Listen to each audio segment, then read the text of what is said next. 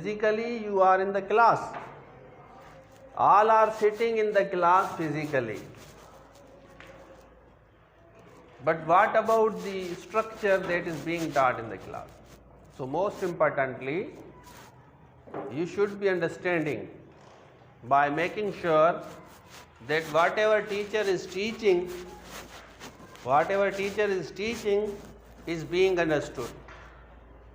Apart from understanding something, you should also be writing down.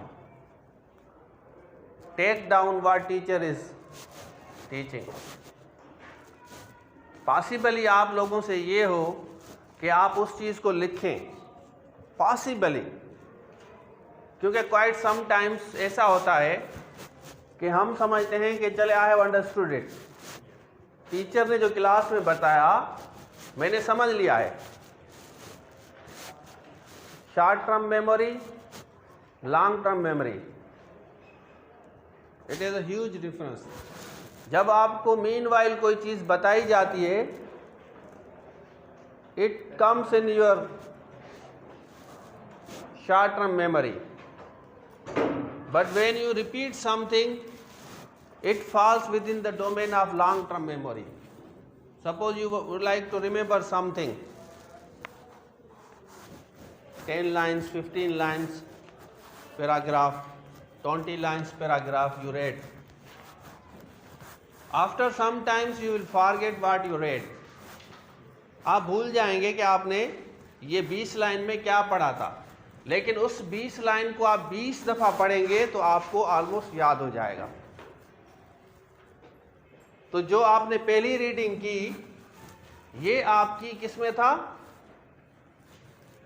Short term memory में था. जो आपने पहली रीडिंग की, हम रिपीट क्यों करते हैं चीज़ों को? जैसे याद हो जाए, इस वजह से रिपीट करते हैं ना. तो short term memory, long term memory का यही डिफरेंस है कि जो बच्चा ज़्यादा टाइम देता है अपनी स्टडीज़ को, जो भी बच्चा ज़्यादा टाइम देता है अपनी स्टडीज़ को, वो बहुत आगे जाता है. हम क्लास में आए, we are sitting in the class and teacher is teaching something. You believe that I will have this type of structure for ever. आपको ये लगता है कि सर ने जो बताया है बस ये हमेशा मेरे माइंड में होगा. लेकिन once you go your home, you leave the class, जब आपका टाइम पूरा, आप चले गए घर, तो आप भूल जाएंगे कि आपने क्या पढ़ा था. दूसरे दिन आप रिपीट नहीं कर रहे, थोड़ा सा याद होगा. तीसरे दिन फिर उससे कम हो जाएगा, हफ्ते के बाद बिल्कुल कम होगा, मंथ के बाद तो बिल्कुल आप you will forget about what you are taught in the class. तो जो बच्चा यहाँ पे कुछ पढ़ रहा है शॉर्ट टर्म मेमोरी में है, लेकिन घर जाके उस स्ट्रक्चर को रिवाइज कर रहा है, the same structure, he is trying to understand. He goes home, he tries to understand. तो इससे क्या होगा कि कुछ चीज़ें होंगी जो मिसिंग होगी, वो लिंक उनका बनेगा, तो लॉन्ग टर्म मेमोरी में with the passage of time आपका आ जाएगा, वो चीज़ आ जाएगी आपकी लॉन्ग टर्म मेमोरी में. तो वो बच्चे जो ज़्यादा स्टडीज़ को टाइम देते हैं, उसकी लाइफ में इस वजह से चेंज आता है कि भाई आज फिजिक्स वाले टीचर ने क्या पढ़ाया था, आपको क्या पढ़ाया?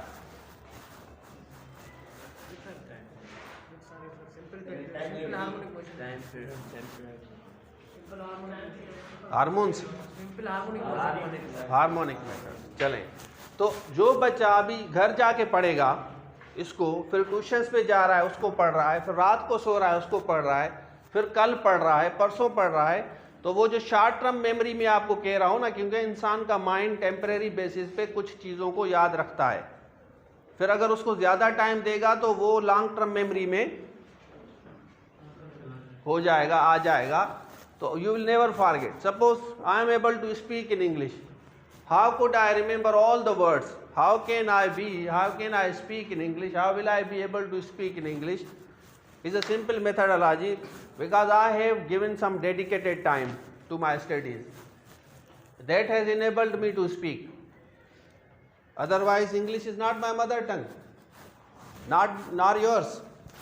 यही है ना, कि किसकी मदर टंग नहीं है, but most of the people from Pakistan speak in English, क्योंकि उन्होंने उसको टाइम दिया है डेडिकेशन से, तो वो लॉन्ग टर्म मेमोरी में जाएगी। जो भी चीज़ जिसको आप ज़्यादा टाइम दे रहे हैं तो वो लॉन्ग टर्म मेमोरी में फॉल करेगी। तो इसके लिए आपको ज़्यादा टाइम देना चाहिए, तो आप आगे जाएंगे।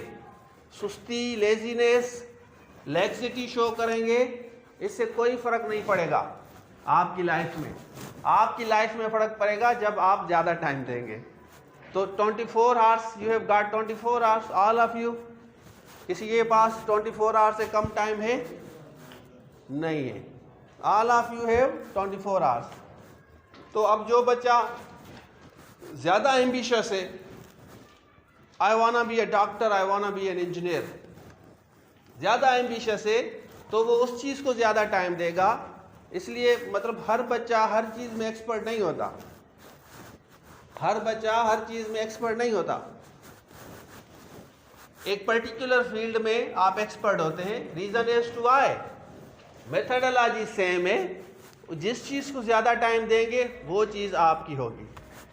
ये एक मैं आपको इसको कह सकते हैं कि एक आइडिया दे रहा हूँ, इसको अप्लाई करें अपनी ज़िंदगी में, तो ये ज़्यादा बेहतर होगा आपके लिए कि भाई आप you are suppose to understand the difference between short term memory and long term memory. काफ़ी बच्चों को इस चीज़ का आइडिया नहीं है कि what is short term memory. Otherwise जैसे अभी मैंने आपको बता दिया कि भाई शॉर्ट टर्म मेमोरी भी होता है और लॉन्ग टर्म मेमोरी भी है, आई जस्ट टोल्ड यू। तो अब काफ़ी बच्चे ऐसे हैं जो इस चीज़ को समझेंगे कि सर ने हमें जो आइडिया दिया है, जो चीज़ सर ने हमें बताई है, इस पे हम चलें ट्राई करते हैं। मैं ट्राई करता हूँ इस पे, तो वो बच्चा इस पे अगर ट्राई करेगा तो he will feel the difference. उसको नेचुरली इस चीज़ का बिल्कुल फ़र्क ज़ाहिर होगा कि यार there is a huge difference, कि मैं इस चीज़ को ज़्यादा टाइम दे रहा हूँ और वो चीज़ मुझे याद हो रही है। तो अच्छी फीलिंग्स आएगी। अच्छी फीलिंग्स हमें तब आती है जब हम कोई चीज़ पढ़ें और वो हमें आ जाए, और बुरी फीलिंग्स हमें तब आती है जब हम इतना मत्था मारी करें, उसके बावजूद भी मुझे समझ नहीं आ रहा सर, आपको मुझे मैथमेटिक्स समझ नहीं आती, क्योंकि मैथमेटिक्स को आप टाइम कम दे रहे हैं। सर मुझे इंग्लिश अच्छी आती है, क्योंकि उसको आप इंटरेस्ट से पढ़ रहे हैं। तो short term memory, long term memory का ताल्लुक इस चीज़ से भी है कि किस चीज़ में आप ज़्यादा इंटरेस्ट पैदा करते हैं, और उसके बाद आप प्रैक्टिस रिपीटेडली करते हैं, तो दैट विल बी योर्स। तो वो जो है उससे आपकी ज़िंदगी में चेंज 100% आएगा। Got it? समझ आ रहा है सबको?